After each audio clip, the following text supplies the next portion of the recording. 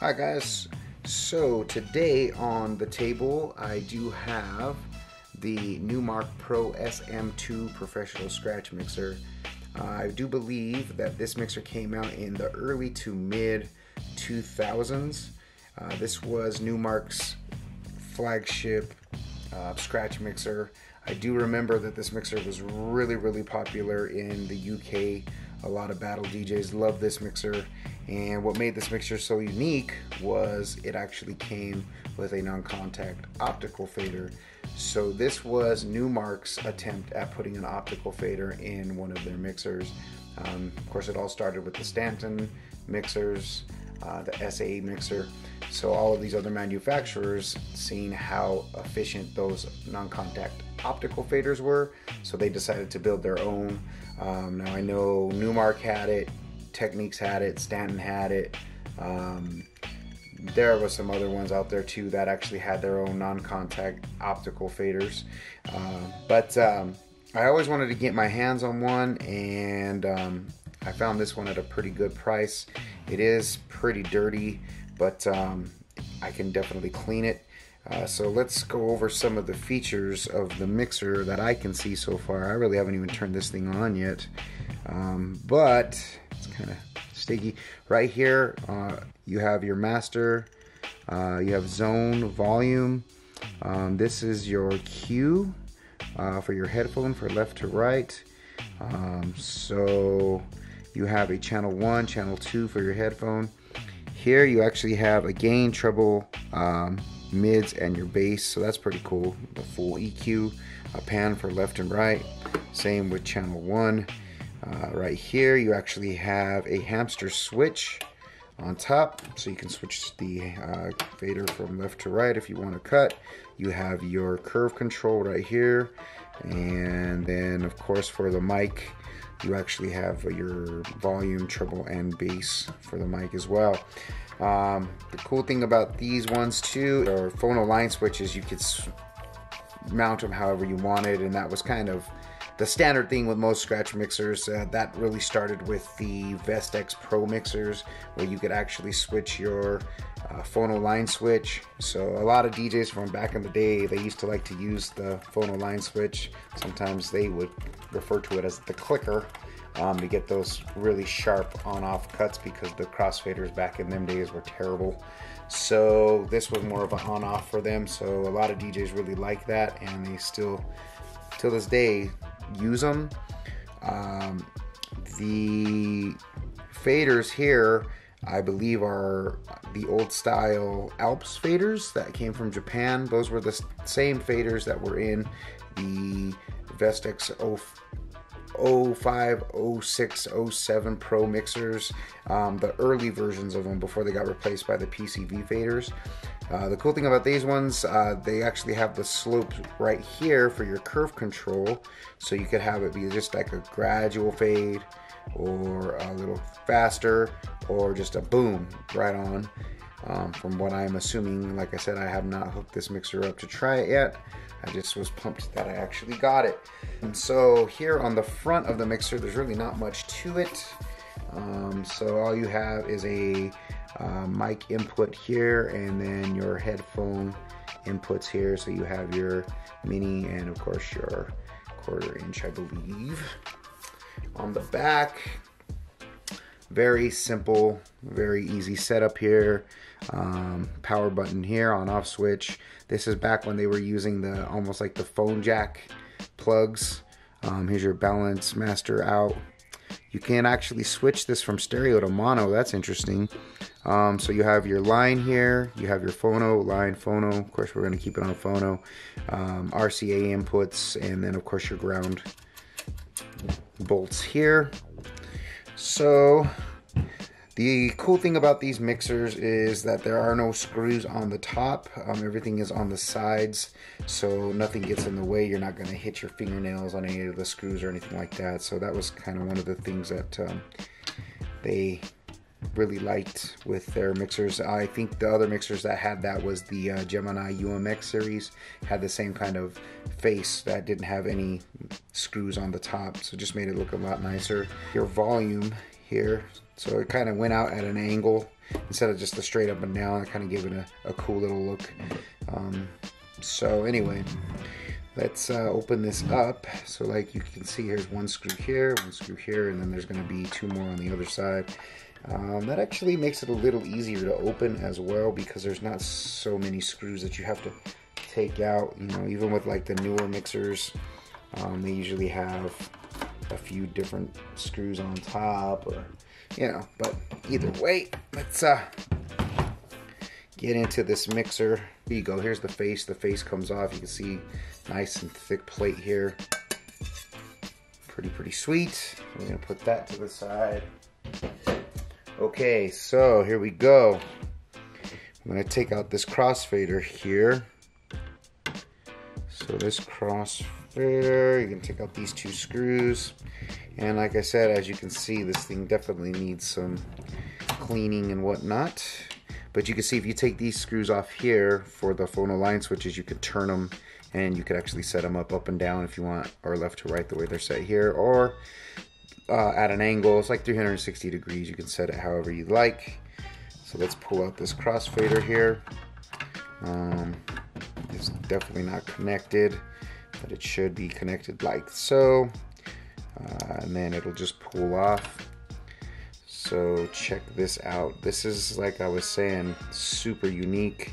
Most faders, you will actually have two bars where the slider slides across, and with this one it almost uses a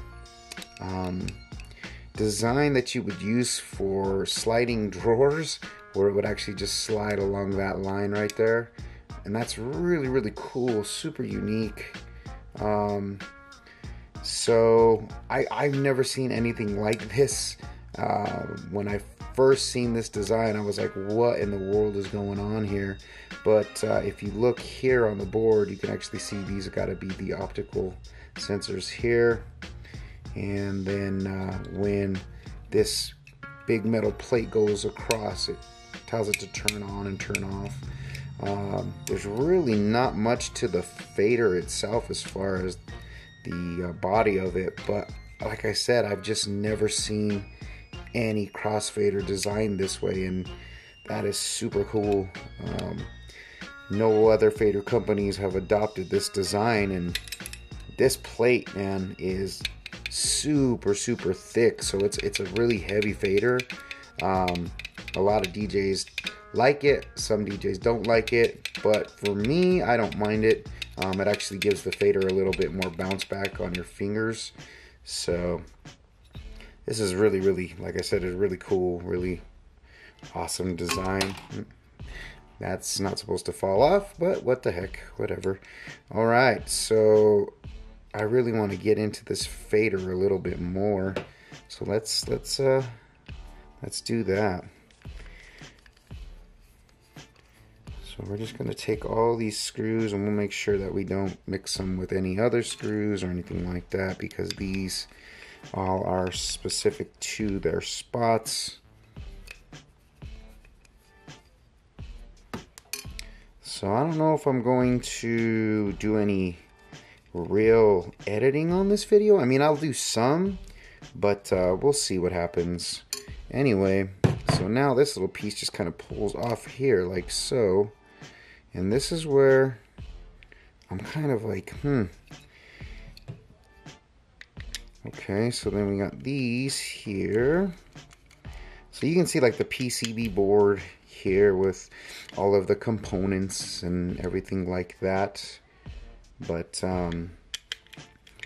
yeah, I'm definitely gonna take this apart all the way, and I want to see how easy it is going to be to clean. I believe all of these screws are the same size as the 3 that I just took off from the front of the fader. I guess that would be considered the front. Anyway, so this I unplugged here from here, as you can see. Let's see if it just kind of wiggles out of there. I don't know if it will, because like I said, I've never really played with this before, so I'm kind of going in blind on this one. But that's really the only way you really learn about these mixers and these old crossfaders, because I really want to clean this thing. But I mean, it's got adhesive on here, so I don't think they really want you to take this thing apart. But let's see. We're just gonna keep going, I guess. Hopefully I don't do anything too crazy with it. So we're gonna move those to this side here, so like I said, I don't mix anything up, because it looks like those little optical sensors, they're photocoupler sensors, so that's basically what they are. When they see light, okay, so now the little plate comes off. That's interesting. And now there's a little spacer that goes between that. And then this is your slider, your stem. Interesting. Okay. And then, aha! Yeah, it just works on... So I don't know if you're going to be able to see this. Sorry if it's getting blurry. Let me see if I can readjust this here. So there's actually a row of bearings right inside here. I don't know if you can see that, but there's a bearing. 1, 2, 3, 4. 1, 2, 3, 4, 5. There's 6 on top and 6 on bottom. So that's what's making this fader move so smooth left to right. Like I said, I really don't want to do too much to this, because I really don't want to knock anything or anything like that. But let's take this off here, because I'm going to want to clean all of this, because it's all going to need to be cleaned anyway. So these screws are super short, so we just got to remember that those little screws go in here, and this is what holds this bracket in place. So now we can take that bracket off. I don't know why this thing keeps going out of focus. It's supposed to be on autofocus, so hopefully you can see that a little better. Maybe? Let's see. There we go. You're supposed to be autofocusing for me. So that is the slider design. That is really cool. And I'm wondering why other fader companies haven't adopted this, because it's pretty efficient. You know, you don't even have to worry about any bars or anything like that. But we're going to clean that out. And I guess the rest of this I really don't have to play with, because there's really not anything else going on here. Move that. And so I'm going to take these 4 screws out. It's just basically going to take out the PCB here.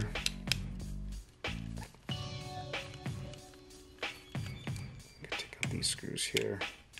And seriously, this is supposed to be auto-focusing, so hopefully it does. I'm kind of watching this on the screen here. It's a pretty sweet little camera. It's a Canon EOS. It's the M50. I just recently got this camera, so I'm super pumped about having it. And yeah, just trying it out, and I've done a few videos with it so far, and I like the quality of the video. It does have a line in, and I have tried doing some scratch videos where I have the line in directly plugged in off of the portable, but it just seems to clip a lot, and it's really loud. So I still got to play around with that and see if I can just do a direct line in and it not have a bunch of static and noise. Okay, so this should all just lift out of there now. So see, there you go, it all lifts out. The 3 screws on the back I really didn't even have to remove. That's just gonna stay, because this isn't gonna come out unless I really wanted to take it out. And if I do that, you can see the little photocoupler sensors are right here, and I really don't want to bend anything there. So what I'm going to do is I'm just going to put those back together. All this stuff looks fairly clean. inside here, so I really don't have to play around with that. But as you can see, that's a pretty cool, pretty unique little design there. Unlike anything I've ever seen for a crossfader. So good job to Numark for actually thinking outside of the box at the time and coming up with such a cool design. I mean, that's really, really awesome. Let's see there. So these three and these three were actually the same size, so don't freak out if you're saying, holy cow, he's putting the wrong screws in the wrong place. I just want to get it back together, but I'm definitely going to clean the parts that need to be cleaned. I also need to reattach that little plastic piece that that fell off there. So there's supposed to be some there. So I'm going to put this all back together here. So that's just the PCB itself. Like I said, everything looks pretty straight up, pretty clean inside there. No issues. But anyway, super cool design on that fader.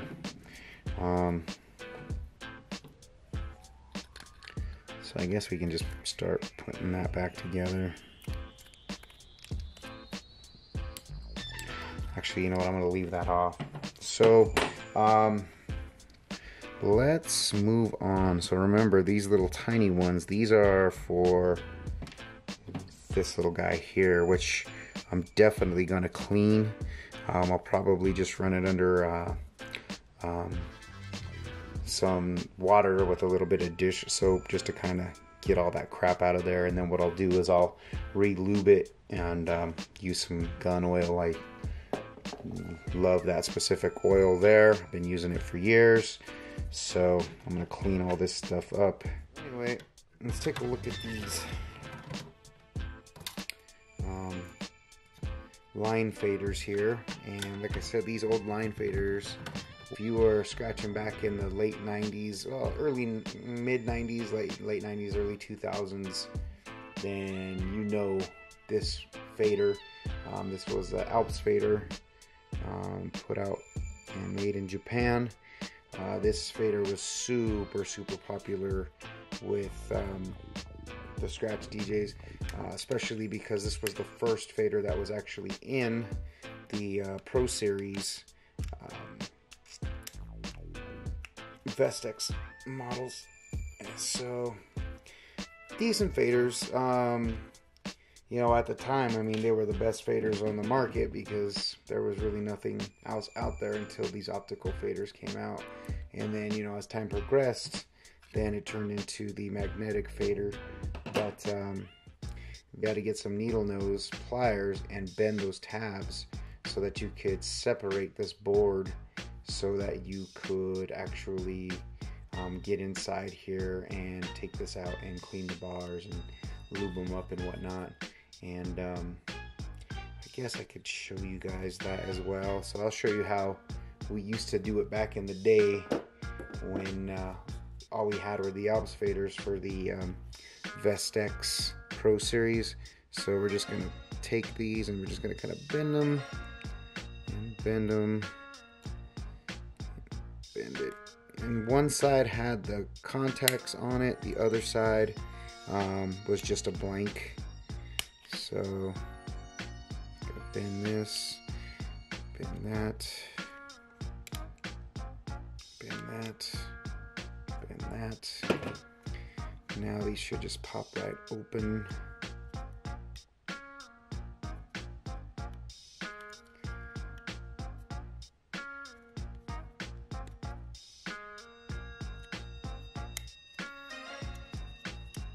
These little plates come off. And then, like I said, one side is connected, the other side is not. This is the side that is not connected. So this board will just come right off. You could actually desolder here, so you could pull this out completely if you wanted to do that as well. But let's see what happens here. Oh man, okay. So this is just the blank, like I said, see, so this side just a blank side here. And then this side actually has the strips, the carbon strips, I guess is what they were, are similar to the carbon strips. But we'll pull this out ever so gently so that it doesn't do any damage.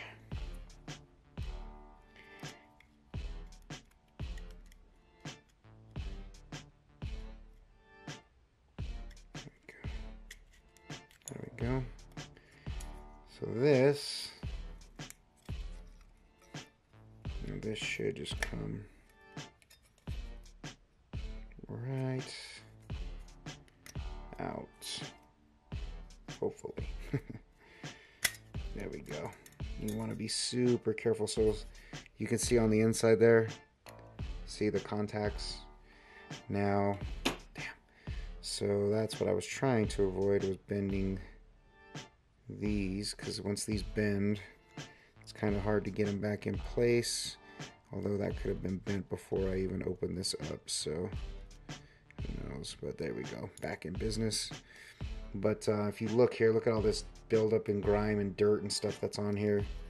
So this was the first design that I seen that actually had the fader with the bars like this.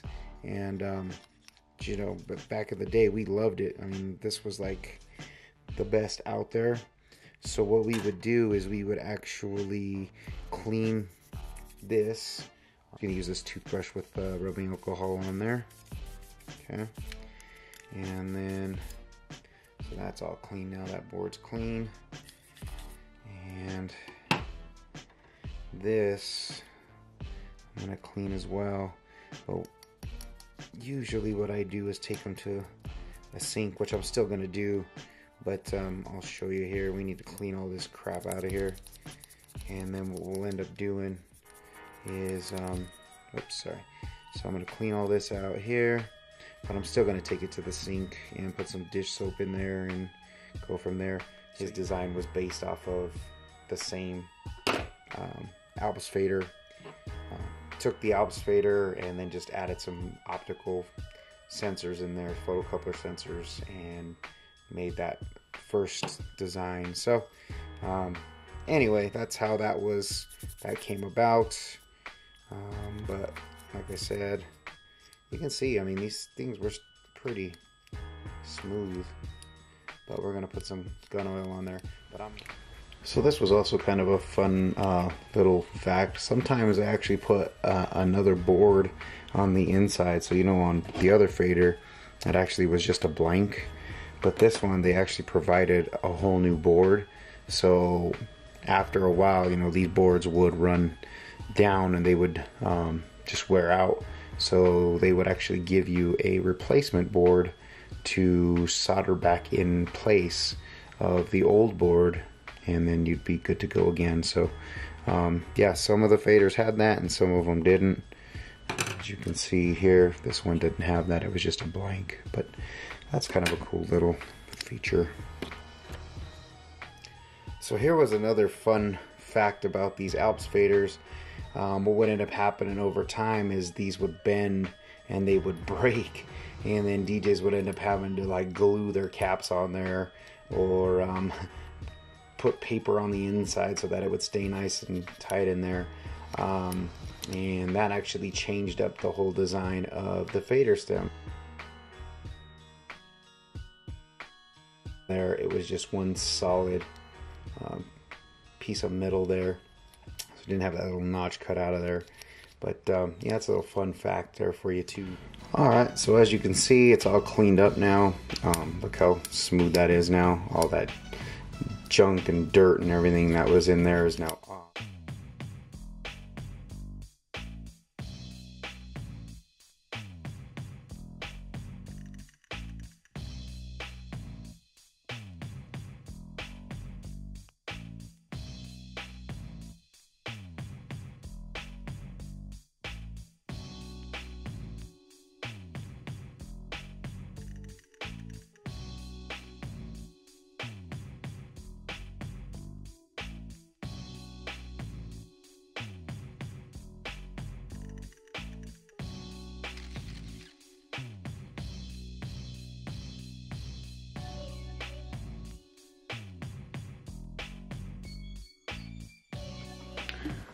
So I think the fader feels great. I mean, I'm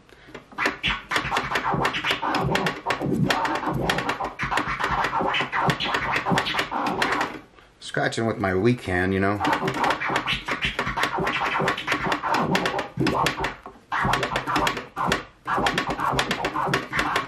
I think the only thing is just that clicking, man, is just crazy loud.